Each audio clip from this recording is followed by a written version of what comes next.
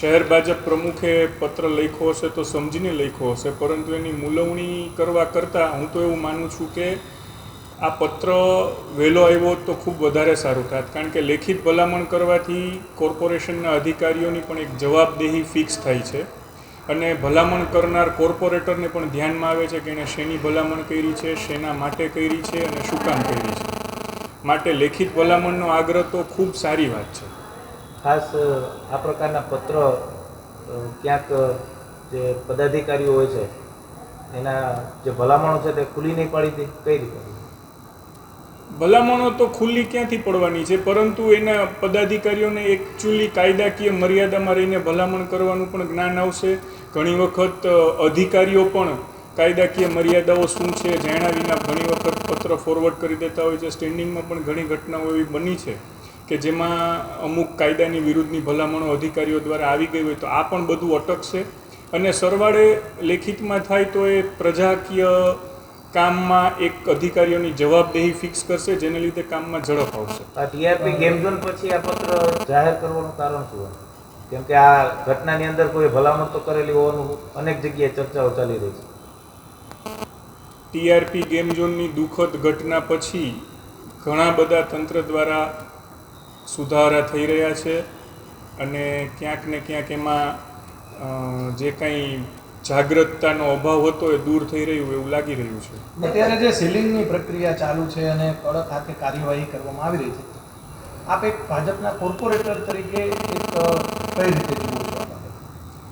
સીલિંગની પ્રક્રિયામાં ક્યાંક ને ક્યાંક તંત્ર દ્વારા ઉતાવળ થઈ હોય એવું લાગી રહ્યું છે, કારણ કે કાયદો કહે છે કે કોઈને પણ નોટિસ આપ્યા વિના તમે સીલ કરી શકતા નથી, પરંતુ તંત્ર સીધા જે રીતે સીલ મારવા લાગ્યું છે એ જોતાં ક્યાંક ને ક્યાંક પ્રજા માટે ખૂબ એ મુશ્કેલી અને પીડાદાયક અનુભવ છે અને આ કાર્યવાહી કાયદાની મર્યાદામાં રહીને થવી જોઈએ. નીલભાઈ, તમે જે રીતના કીધું કે સ્ટેન્ડિંગમાં ઘણી એવી ઘટનાઓ છે કે કાયદાની વિરુદ્ધમાં પ્રવૃત્તિ આવી ગઈ, તમને એકાદા દાખલામાં કદાચ?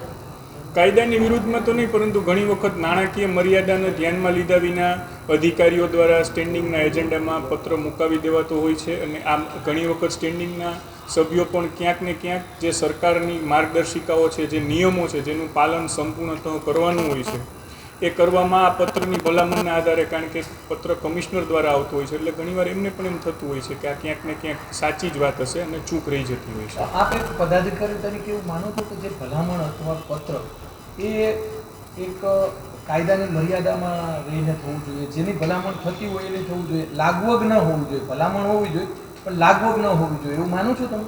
સ્વાભાવિક છે કે લાગવગ તો ક્યાંય ન જ હોવી જોઈએ અને ભલામણ હંમેશા જે કાંઈ છે કાયદાની મર્યાદામાં થાય અને અધિકારીઓ પણ કાયદાની મર્યાદામાં જ કરતા હોય છે. ન થાય ત્યારે જ નાના મોટા વિવાદો સર્જાતા હોય છે. તમે સ્ટેન્ડિંગના સભ્ય રહી ચૂક્યા, જે રીતના કહી શકાય કરોડો રૂપિયા સુધીના જે દરખાસ્તો મંજૂર થતી હોય છે, આની અંદર ક્યાંક ગેરરીતિઓ અથવા તો ધ્યાન ઉપર ન આવતું એવું બની શકે?